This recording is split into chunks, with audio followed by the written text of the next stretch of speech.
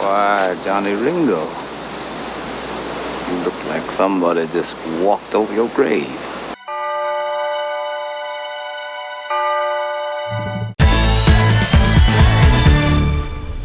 We are heading to the Chiricahua Mountains and we're going hammock camping. Are you ready? Are you ready? Yeah. Are you ready?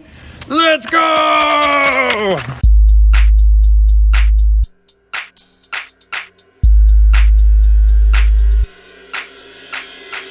All right, everybody, we made it as far as Tucson. We're about 3 hours into our drive. Got a couple more hours to go, but we stopped at Safeway. Got to get some food, get some supplies. Gotta get our bagels on.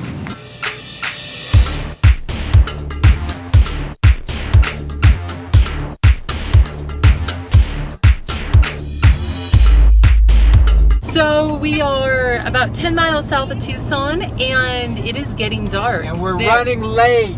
We're running late. Because somebody took too long to get ready. Somebody did take too long to get ready. And somebody worked later than he thought. And somebody had a work phone call that she didn't realize. So now somebody's going to be setting up hammocks in the dark. So two somebodies are grumpy about it. Very grumpy about it.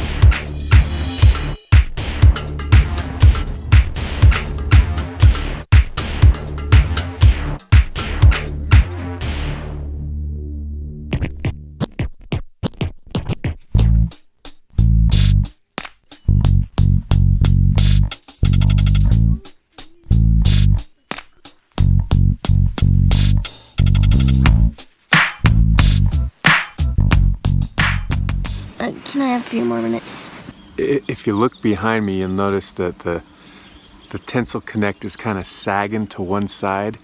So Allison and Addie slept in that, and Addie shifted over to her mom's side, and the two of them are snuggling together. But all the weight's on one side. The tent looks really lopsided, but it's pretty cute. Okay, so last night we just got things set up the best we could and everyone slept. And for the most part, we all had a decent night. This morning, we fixed it all. We got everything dialed in just the way we like it. So the Mini Double Hammock, otherwise known as the Mini for the rest of this video, is underneath here. So what we did is we connected the Mini and the Tentsile by the same rings here with the knot and by the same ratchet. So we did the exact same thing here. We connected the two D-rings with a knot, and so they are both tightened off of this ratchet and attached to this tree. Here we are at the back of the Tentsile and the Mini, and if you notice, the D-ring here is by itself with its ratchet, and then here is the bottom of the Mini. So it's regular D-ring here, again by itself with the ratchet that came with it, and they're connected to the same tree. So we have our double layer of padding from about here up, and it's perfect, and everyone stays warm, and there's less bunching and crunching of blankets during the night. So you can see we have the Mini here, we have the Tentsile here, and in between we have a typical Coleman sleeping bag in between to use as insulation.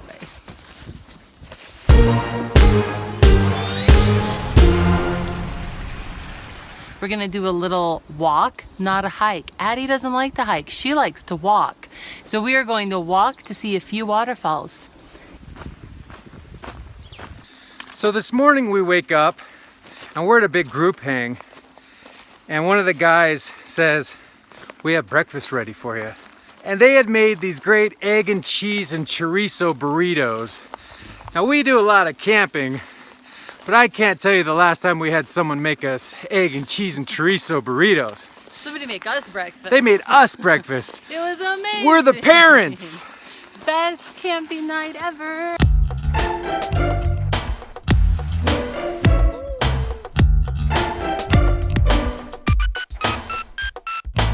I bet you're asking why we're whispering is because we hear wild turkeys. I guess it's called Turkey Creek for a reason. There really is turkeys here. We can hear them gobble, gobble, gobble, gobble, gobbling.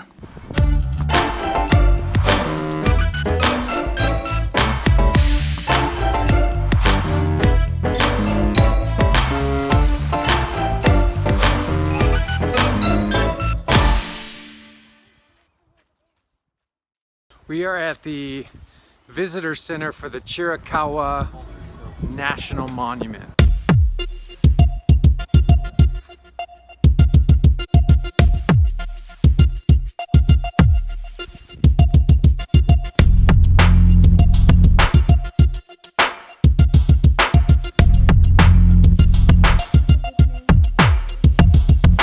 So we got our badge, we got our certificate, we got our book. You are now? We are now junior rangers.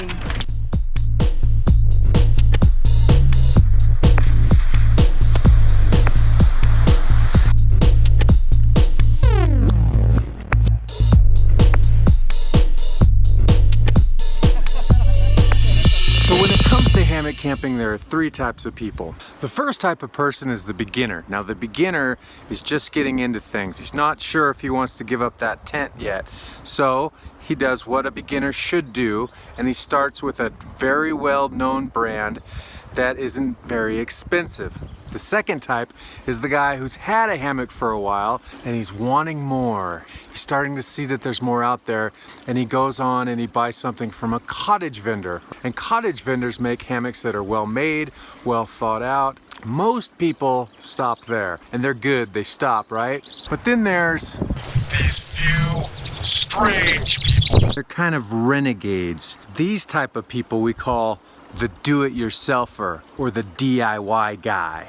They go onto the internet, scour the forums for plans and designs, buy a sewing machine, learn how to sew, and make their own hammocks. These are the guys and gals who are raising the bar, changing the industry, telling people, I'm not gonna put up with what you make, I'm gonna make it myself and I'm gonna make it better. I'm gonna take your design and I am gonna improve upon it. The DIY guy. Let's go meet some here in the wild. Okay, I'm Artful, and I'm just starting hanging with a hammock. This is my first hammock.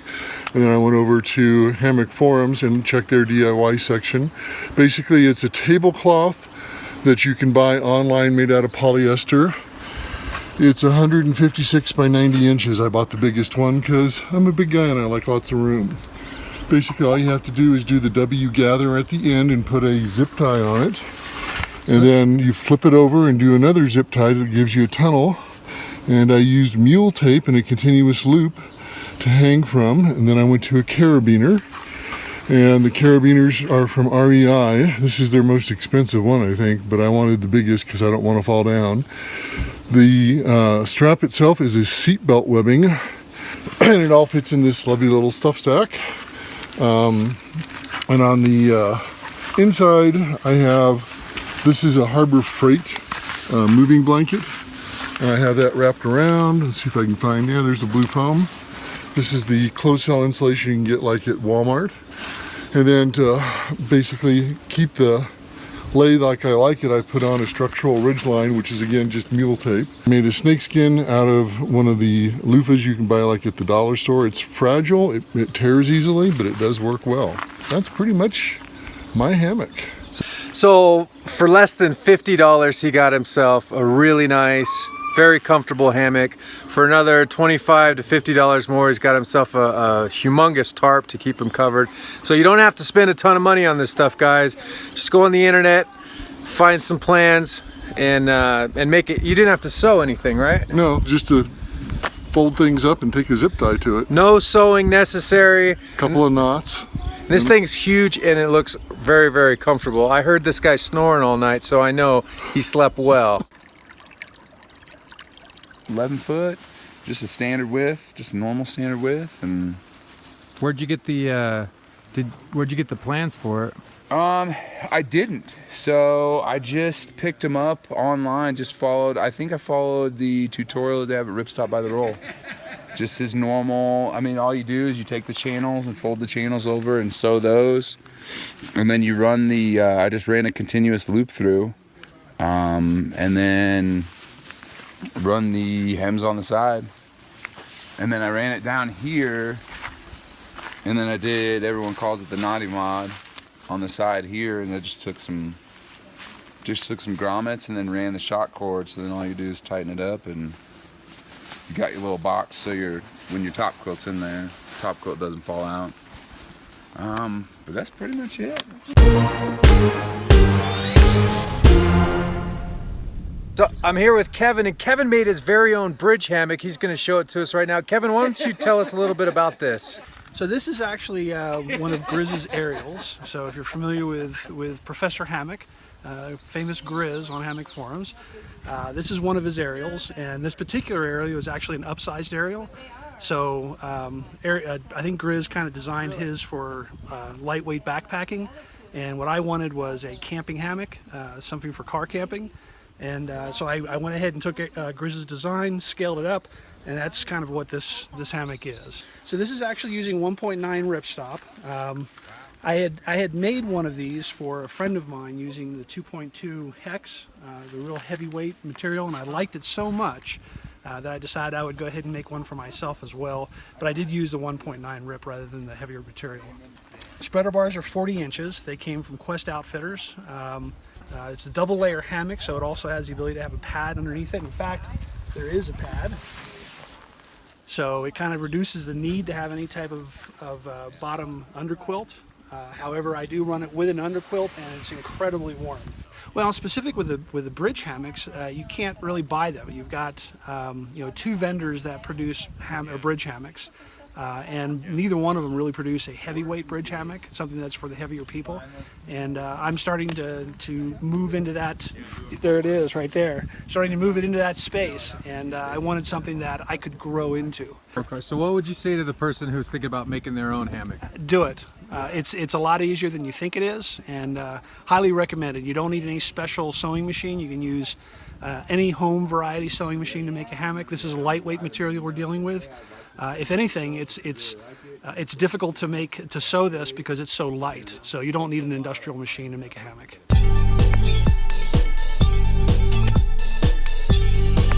We got the little ones out of bed. Now we're gonna go get some breakfast. We got pancakes cooking. I can smell them. Oh, it smells so good. Group camps, best food ever.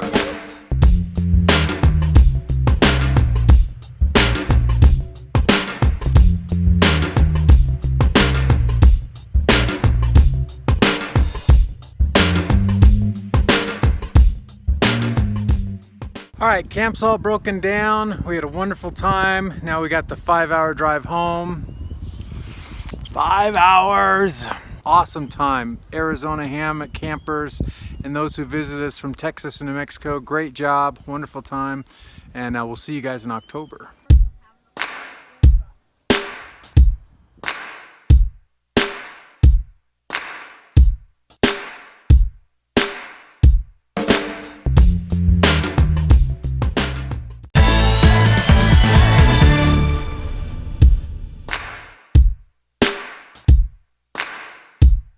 I apologize. I forgot you were there. You may go now.